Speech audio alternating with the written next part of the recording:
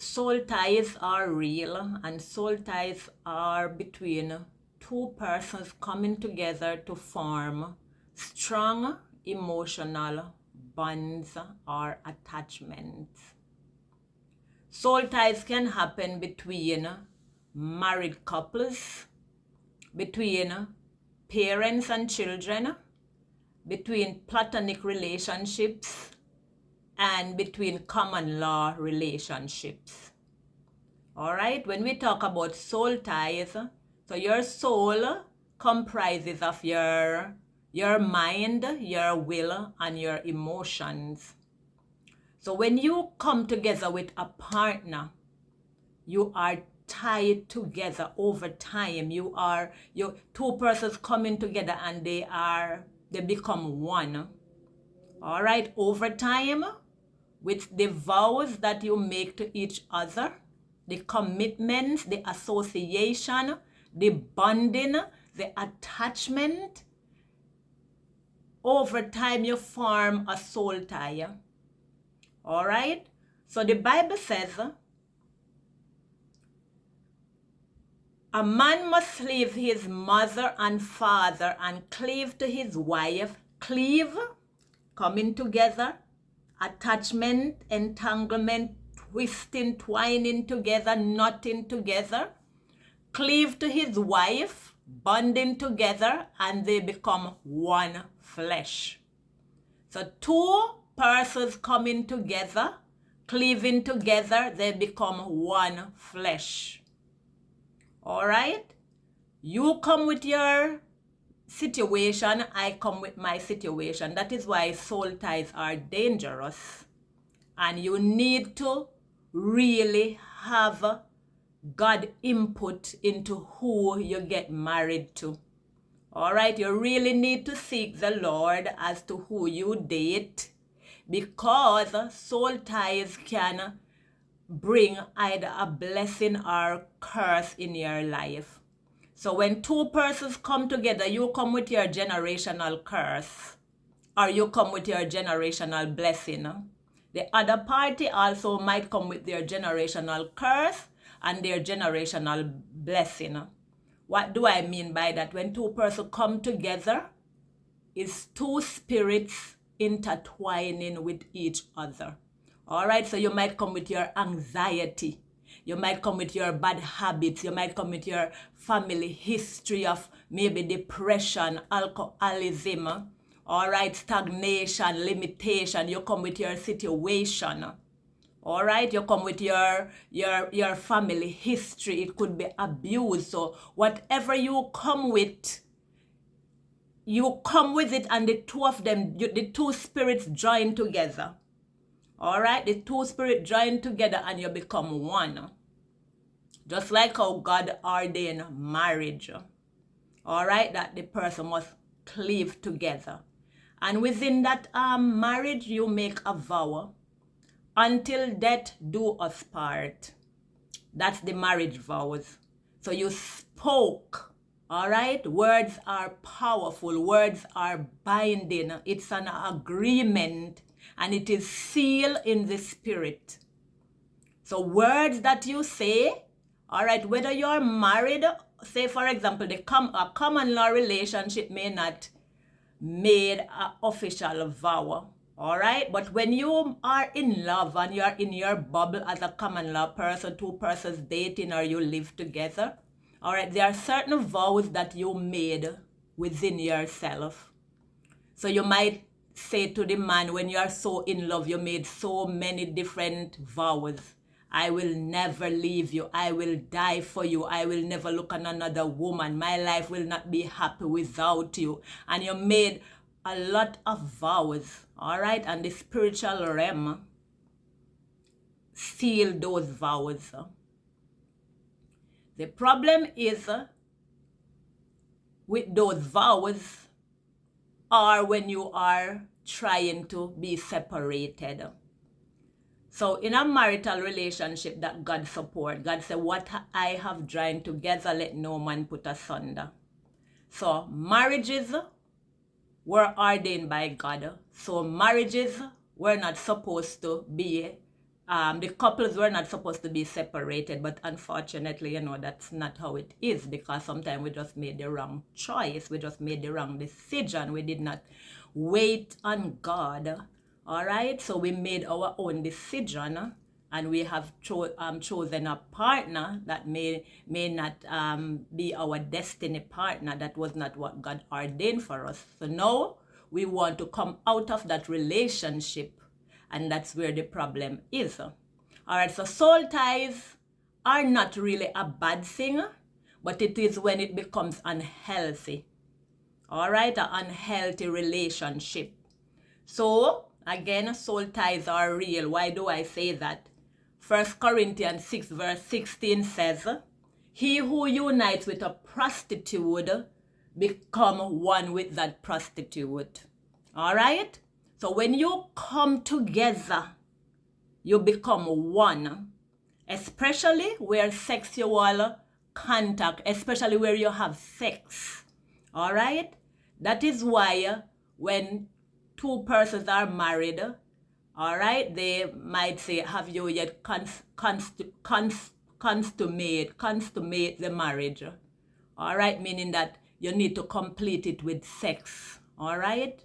So sex is the final stage of you consummate the marriage. So I'm going to demonstrate something with soul tie. All right, to show you that it is real. So this is the lady. This is the man. So female, male. All right. So basically what God has ordained is that you are supposed to be pure. All right, person. The man has never yet had sex. The woman has never yet had sex, because the Bible spoke about fornication is a sin, and adultery and all of that. So we take it that two persons coming together, they are pure, they have never yet encountered sexual relation. All right. So how this soul tie came into existence by sex, how sex is dangerous before marriage, is sex bind you together. All right, so just imagine this is the man, this is the female, this is the male. All right, so when you have sex, a part of the female intertwine with the male, and a part of the male intertwine with the female, because penetration with the woman losing blood on the man, and the man sperm intertwine in the woman, so you become one spirit. One spirit. So you all intertwine with each other. So that is why sex is very spiritual. Sex is very dangerous. All right? And it ties your soul together. Okay? When Jesus encountered this woman at the well, Jesus said to the woman, go and call your husband and come back to me. The woman said, Lord, I do not have any husband. Jesus said, you have 5 husbands, and the one that you now have, it's not yours. So the woman thought the fact that all of those relationships, she is no longer in those relationships, so she considered that she's separated from them. But Jesus is seeing that she's separated from them physically, but spiritually, she's still tied up into them. All right? So the man is separated from you, or the woman is separated from the man, but you are tied up, soul tie, you tied up. Imagine she was with 5 men previously, maybe over a lifetime, but Jesus was able to say, you have 5 husbands, and the one that you now have does not belong to you. All right, so she now tied up with 6 soul ties, 6 men tangled up with her, and none of them is her husband. So that is the evidence of soul tie. So the person is not physically there, but the spirit tied up with this woman. All right, so there are some signs to show that you are in a soul tie. All right, remember, they are good and they are bad. So when they are bad, this is what happened.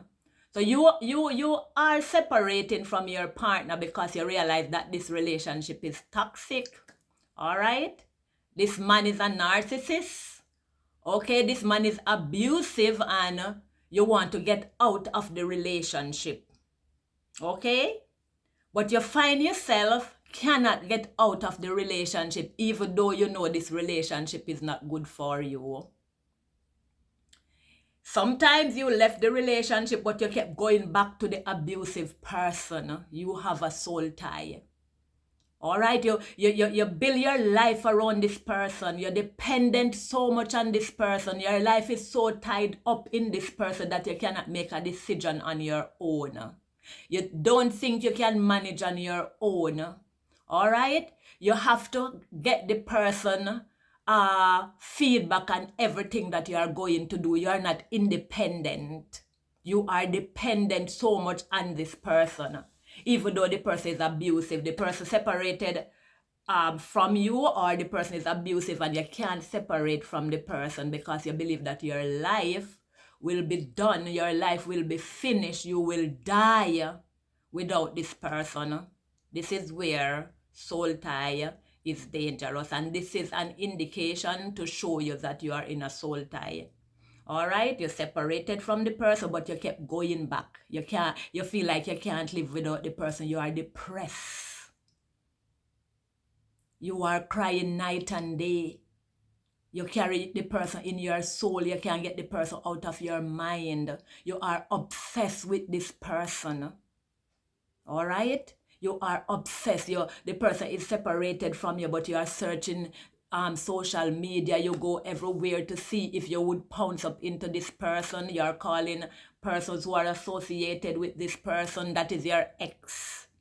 All right, to see if you can locate this person, even though you know this person is not good for your life. Even though you know that since this person came into your life has been stagnant. All right, you have been going through depression, you have anxiety because all this person brought to your life is abuse. All right, your life is limited since this person came into your life, but you refuse from letting go of this person. Your life is going backward, but you refuse and letting go of this person. Okay? There are some gifts that you got from this person and you are not willing to let go of the gift. You are not willing to discard them, even though you know that every time you see these gifts, it reminds you of the person. But you tend to want to hold on to them because you do not want the person to be gone out of your mind. You want to always remember the person. So even though you are in a new relationship, you're still holding on to the old memory. Okay? At times you call your ex name for your current person.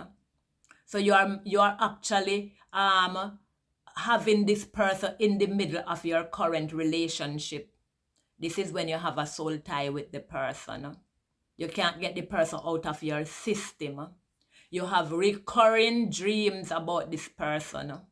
You dream that the person is in your bed. You dream that you and the person go. You just have several dreams about this person. And what I'm talking about, I'm not talking about when you are just separated.